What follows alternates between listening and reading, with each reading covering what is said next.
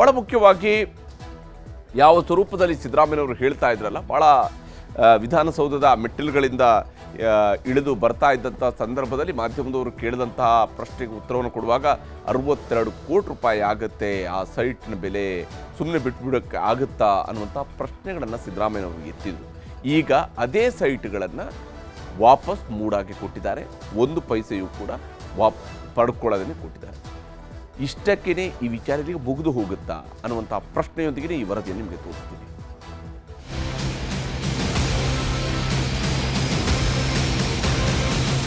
ನಮ್ಗೆ 3 ಎಕರೆ 16 ಗುಂಟೆನೇ ಕೊಡಬೇಕು. Land to land 3 ಎಕರೆ 16 ಗುಂಟೆಗೆ ಎಷ್ಟು ಕಾಂಪನ್ಸೇಷನ್ ಕೊಡಬೇಕು ಅದು ಕೊಟ್ಬಿಡ್ಲಿ.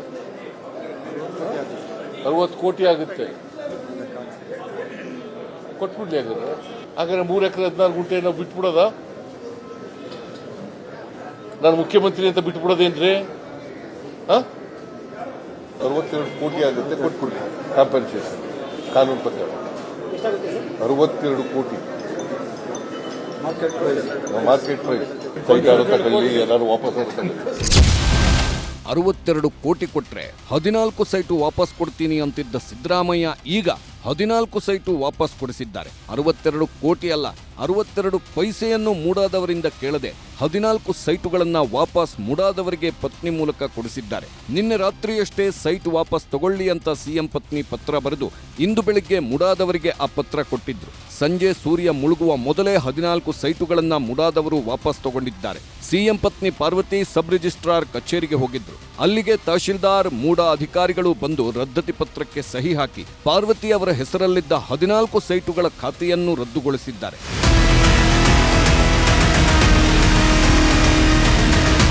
ಮೂಡಾ ಆಯುಕ್ತರಿಗೆ ನಿನ್ನೆ ರಾತ್ರಿ ಸಿಎಂ ಪತ್ನಿ ಪಾರ್ವತಿ ಪತ್ರ ಬರೆದಿದ್ರು. ಬೆಳಿಗ್ಗೆ ಅದೇ ಪತ್ರವನ್ನ ಯತೀಂದ್ರ ಸಿದ್ದರಾಮಯ್ಯ ಮೂಡಾ ಆಯುಕ್ತರಿಗೆ ಒಪ್ಪಿಸಿದ್ರು. ಈಗ ಸಂಜೆ ಆಗೋದ್ರೊಳಗೆ 14 ಸೈಟುಗಳು ವಾಪಸ್ ಆಗಿವೆ. ಈ 14 ಸೈಟು ವಾಪಸ್ ನೀಡೋ ಮೊದಲು ಪಾರ್ವತಿ ಅವರು ಬರೆದಿದ್ದ ಪತ್ರದಲ್ಲಿ ಏನೆಲ್ಲ ಉಲ್ಲೇಖವಾಗಿತ್ತು ಅಂತ ನೋಡೋಣ. ನನ್ನ ಪತಿ ಸಿದ್ದರಾಮಯ್ಯನವರದ್ದು 40 ವರ್ಷದ ಸುದೀರ್ಘ ರಾಜಕಾರಣ. ಯಾವುದೇ ಸಣ್ಣ ಕಳಂಕವೂ ಅಂಟಿಕೊಳ್ಳದಂತಹ ನೈತಿಕತೆಯುಳ್ಳವರು. ರಾಜಕೀಯ, ಸಾರ್ವಜನಿಕ ಜೀವನದಲ್ಲಿ ನಾನು ಎಲ್ಲೂ ಕಾಣಿಸಿಕೊಂಡವಳಲ್ಲ. ಮುಖ್ಯಮಂತ್ರಿಯವರಿಗೆ ಮುಜುಗರ ಉಂಟು ಮಾಡಬಾರದೆಂಬ ನಿರ್ಧಾರಕ್ಕೆ ಬದ್ಧಳಾಗಿದ್ದೇನೆ. ನಾನೆಂದು ಮನೆ, ಆಸ್ತಿ, ಚಿನ್ನ, ಸಂಪತ್ತನ್ನ ಬಯಸಿದವಳಲ್ಲ. ಸಿಎಂ ರಾಜಕೀಯ ಜೀವನಕ್ಕೆ ಕಳಂಕ ತಟ್ಟಬಾರದೆಂಬ ಎಚ್ಚರಿಕೆಯಿಂದ ನಡೆದವಳು. ನನ್ನ ಪತಿಗೆ ಜನರು ತೋರಿದ ಪ್ರೀತಿ ಅಭಿಮಾನಗಳನ್ನ ದೂರದಿಂದಲೇ ಕಂಡವಳು.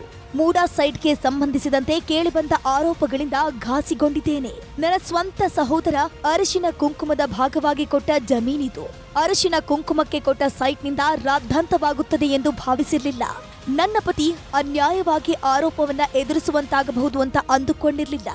ನನಗೆ ಈ ನಿವೇಶನ, ಮನೆ, ಆಸ್ತಿ, ಸಂಪತ್ತು ಯಾವುದೂ ಕೂಡ ಬೇಡ.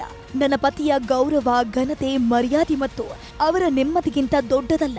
ಸಿದ್ದರಾಮಯ್ಯನವರಿಂದ ನನಗಾಗ್ಲಿ ನನ್ನ ಕುಟುಂಬಕ್ಕಾಗ್ಲಿ ಏನನ್ನು ಬಯಸಿಲ್ಲ. ಏನನ್ನು ಬಯಸದೇ ಇದ್ದ ನನಗೆ ಈ ನಿವೇಶನಗಳು ತೃಣಕ್ಕೆ ಸಮ. ಈ ಬಗ್ಗೆ ನನ್ನ ಪತಿಯವರ ಅಭಿಪ್ರಾಯ ಏನಿದೆ ಅನ್ನೋದು ನನಗೆ ತಿಳಿದಿಲ್ಲ. ನನ್ನ ಮಗನ ಬಳಿಯಾಗಲಿ ನನ್ನ ಕುಟುಂಬದ ಇತರೆ ಸದಸ್ಯರ ಬಳಿಯಾಗಲಿ ಚರ್ಚಿಸಿಲ್ಲ. ನನ್ನ ಆತ್ಮಸಾಕ್ಷಿಯ ಕರೆಗೆ ಹೋಗೊಟ್ಟು ಪ್ರಜ್ಞಾಪೂರ್ವಕವಾಗಿ ಕೈಗೊಂಡಿರುವಂತಹ ತೀರ್ಮಾನ. ನಿವೇಶನ ಹಂಚಿಕೆ ಆರೋಪ ರಾಜಕೀಯ ದುರುದ್ದೇಶದಿಂದ ಮಾಡಲಾಗಿದೆ. ಅನ್ಯಾಯದ ವಿರುದ್ಧ ಹೋರಾಡಬೇಕು.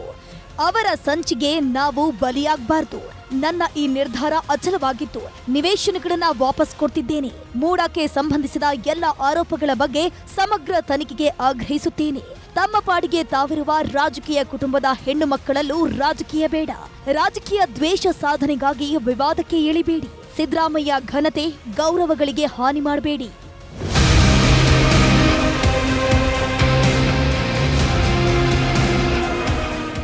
ಇದು ಸಿದ್ದರಾಮಯ್ಯನವರ ಅರ್ಧಾಂಗಿ ಪಾರ್ವತಿ ಬರೆದ ಪತ್ರದ ಸಾರಾಂಶ. 40 ವರ್ಷಗಳ ಸಿದ್ದರಾಮಯ್ಯನವರ ರಾಜಕೀಯದಲ್ಲಿ ಒಂದೇ ಒಂದು ದಿನ ಸಿದ್ದರಾಮಯ್ಯರ ಜೊತೆಗೆ ಕಾಣಿಸದ ಪಾರ್ವತಿ ಈಗ ಸದ್ದಿಲ್ಲದೆ ನೋಂದಣಿ ಕಚೇರಿಗೆ ಹೋಗಿ 14 ಸೈಟುಗಳನ್ನು ವಾಪಸ್ ಕೊಟ್ಟು ಬಂದಿದ್ದಾರೆ. ಮೂಡಾ ಆಯುಕ್ತ ರಘುನಂದನ್ 14 ಸೈಟುಗಳ ಕ್ರಯಪತ್ರ ರದ್ದಾಗಿರುವುದನ್ನು ದೃಢಪಡಿಸಿದ್ದಾರೆ. ನಮ್ಮ ಪ್ಯಾನಲ್ ಅಡ್ವೊಕೇಟ್ಸ್ನ, ನಮ್ಮ ಲೀಗಲ್ ಆಫೀಸರ್ನ ಎಲ್ಲ ಕನ್ಸಲ್ಟ್ ಮಾಡಿಕೊಂಡು ಎಲ್ಲ ಕರೆಕ್ಟ್ ಇದೆ ಅನ್ನೋದಕ್ಕೆ ಅಂತ ಹೇಳಿದ್ದಕ್ಕೆ ಸೊ ನಾವು ಡಿಟರ್ಮೈನ್ ಮಾಡಿಕೊಂಡು we arrived at a conclusion and ನಾವು ಇದನ್ನು ನಮಗೆ ವಾಪಸ್ ತಗೋಬೇಕು ಅಂದ್ಬಿಟ್ಟು ಒಂದು ಆದೇಶ ಮಾಡಿ ಇದು ಮಾಡಿದ್ದೀವಿ. ಸೇಲ್ ಡೀಡ್ ಕ್ಯಾನ್ಸಲ್ ಮಾಡೋಕ್ಕೆ ನಾವು ಆದೇಶ ಮಾಡಿ ಸಬ್ ರಿಜಿಸ್ಟ್ರಾರ್ ಅವ್ರು ಕೊಟ್ಟಿದ್ದೀವಿ. ಈಗ ಶ್ರೀಮತಿ ಪಾರ್ವತಿ ಅವರ ಹೆಸರು ಇದ್ದಿದ್ದು ನಮ್ಮ ಮೂಡ ಹೆಸರಿಗೆ ಬರುತ್ತೆ. ಇದರಿಂದ ನಮಗೂ ನಮ್ಮ ಆಸ್ತಿ ನಮಗೆ ಬಂದಂಗೆ ಆಗುತ್ತೆ, ಫೈನಾನ್ಷಿಯಲಿನೂ ಅಡ್ವಾಂಟೇಜಸ್. 62 ಕೋಟಿ ಬೆಲೆಯ 14 ಸೈಟುಗಳು ವಾಪಸ್. ಸಂಗಾತಿಯ ನಿರ್ಧಾರ ಸಿದ್ದರಾಮಯ್ಯರಿಗೆ ಗೊತ್ತಿಲ್ಲ. ಇನ್ನು ಈ ಸೈಟು ವಾಪಸಾತಿಗೂ ಮೊದಲೇ ಪತ್ನಿಯ ಪತ್ರದ ಬಗ್ಗೆ ರಿಯಾಕ್ಟ್ ಮಾಡಿದ್ದ ಸಿಎಂ ಸಿದ್ದರಾಮಯ್ಯ ನನ್ನ ಗಮನಕ್ಕೆ ತರದೆ ಪತ್ರ ಬರೆದಿದ್ದಾರೆ. ಮನನೊಂದು ಪತ್ರ ಬರೆದಿದ್ದು ರಾಜಕೀಯ ದ್ವೇಷದ ಕಾರಣಕ್ಕಾಗಿ ನನ್ನ ತೇಜೋವಧೆ ಮಾಡಲಾಗುತ್ತಿದೆ ಎಂದು ಬೇಸರ ಹೊರಹಾಕಿದ್ರು. ನನ್ನ ಹೆಂಡತಿ ಸ್ವತಂತ್ರವಾಗಿ ತೀರ್ಮಾನ ತಗೊಂಡಿರ್ತಕ್ಕಂಥದ್ದು, ನನ್ನ ಜೊತೆ ಏನು ಚರ್ಚೆ ಮಾಡಿಲ್ಲ. ನನಗೆ ಆಮೇಲೆ ಗೊತ್ತಾಯಿತು, ಲೆಟರ್ ಕಳಿಸಿದ ಮೇಲೆ.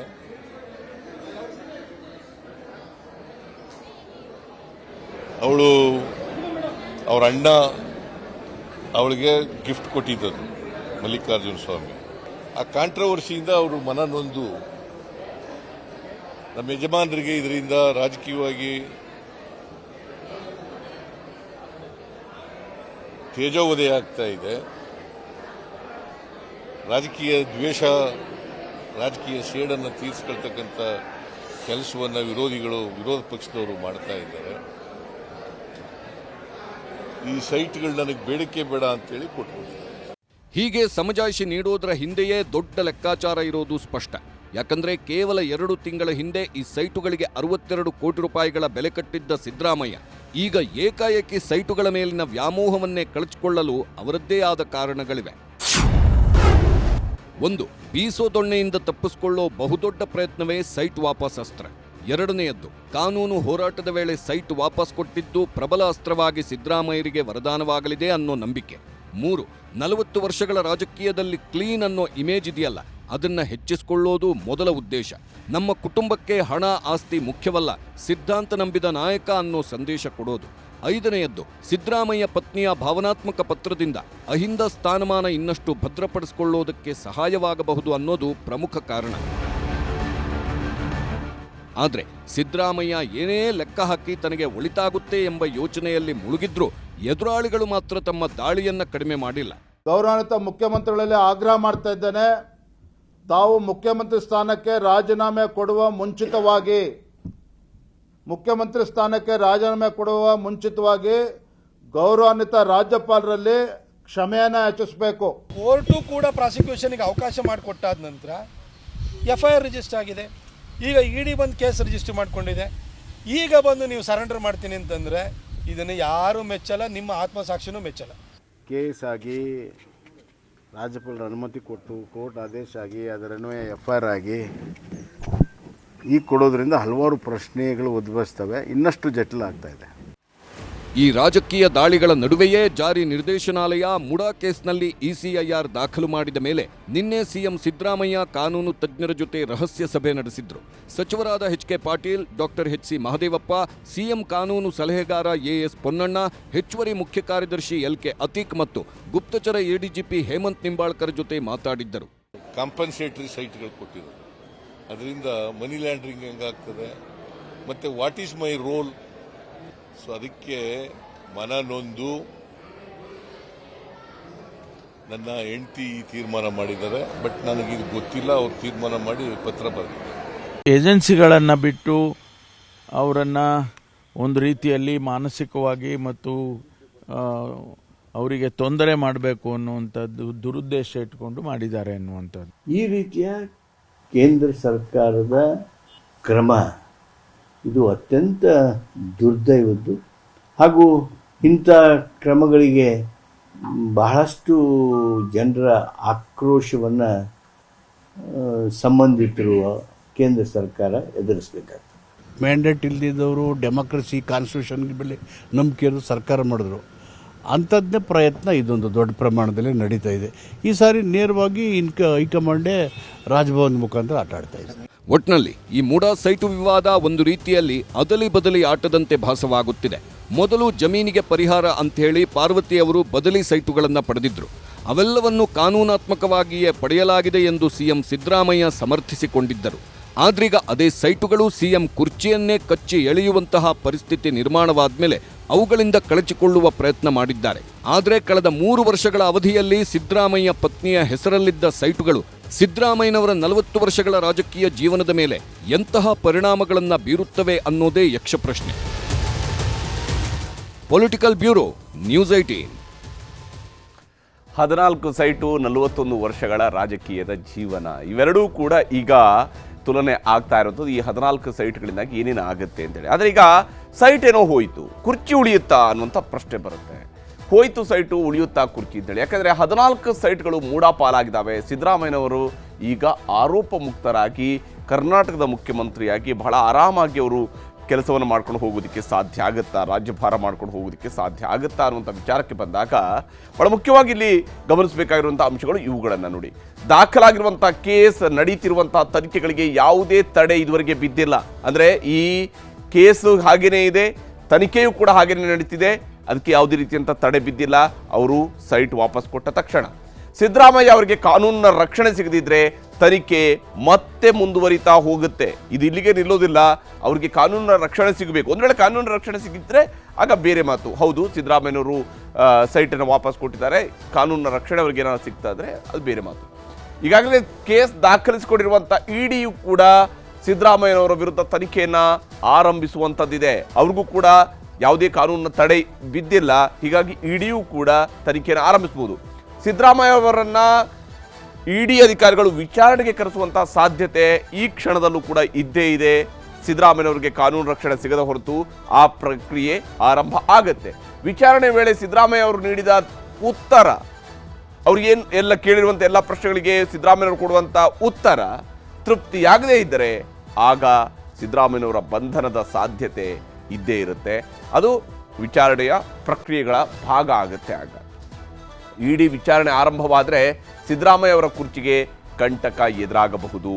ಯಾವಾಗ ಇಡಿ ತನ್ನ ವಿಚಾರಣೆಯನ್ನು ಆರಂಭಿಸ್ತೋ ಅಲ್ಲಿಂದ ಸಿದ್ದರಾಮಯ್ಯನವರಿಗೆ ನಿಜಕ್ಕೂ ಕೂಡ ಕಂಟಕ ಎದುರಾಗುವಂಥದ್ದು ನಿಶ್ಚಿತ.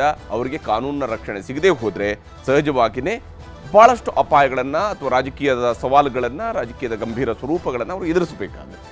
ಲೋಕಾಯುಕ್ತ ತನಿಖಾಧಿಕಾರಿಗಳಿಂದ ಸ್ಥಳ ಮಹಜರು ಕೂಡ ಇವತ್ತು ನಡೆದಿದೆ. ಇವತ್ತು ಏನು ಕೆಸರೆ ಗ್ರಾಮದ ಈ ಒಂದು 3 ಎಕರೆ 16 ಗುಂಟೆ ಜಮೀನಿತ್ತಲ್ಲ, ಅದು ನಂತರ ಸೈಟ್ ಆಗಿ ಕನ್ವರ್ಟ್ ಆಗಿರುವಂತಹ ಜಮೀನಿತ್ತಲ್ಲ, ಅದರ ಸ್ಥಳ ಮಹಜರಾಗಿದೆ. ಭೂಮಿ ವರ್ಗಾವಣೆಯ ಬಗ್ಗೆ ತನಿಖೆ ಶುರುವಾಗಿದೆ ಲೋಕಾಯುಕ್ತದಿಂದ. ಲೋಕಾಯುಕ್ತ ತನಿಖೆಯಲ್ಲೂ ಕೂಡ ಒಂದು ವೇಳೆ ಅಕ್ರಮ ನಡೆದಿದೆ ಅನ್ನುವಂಥದ್ದು ಕಂಡು ಬಂದರೆ ಸಿದ್ದರಾಮಯ್ಯ ಅವರಿಗೆ ತೊಂದರೆ, ಕಟ್ಟಿಟ್ಟ ಬುತ್ತಿ. ಇದು ಬಹಳ ಮುಖ್ಯವಾಗಿರುವಂತಹ ಅಂಶಗಳು. ಹೀಗಾಗಿ ಈಗ ಸೈಟ್ ಹೋಗಿದೆ, ಕುರ್ಚಿ ಉಳಿಯುತ್ತಾ ಅನ್ನುವಂಥ ಪ್ರಶ್ನೆ ಇದ್ದೇ ಇದೆ.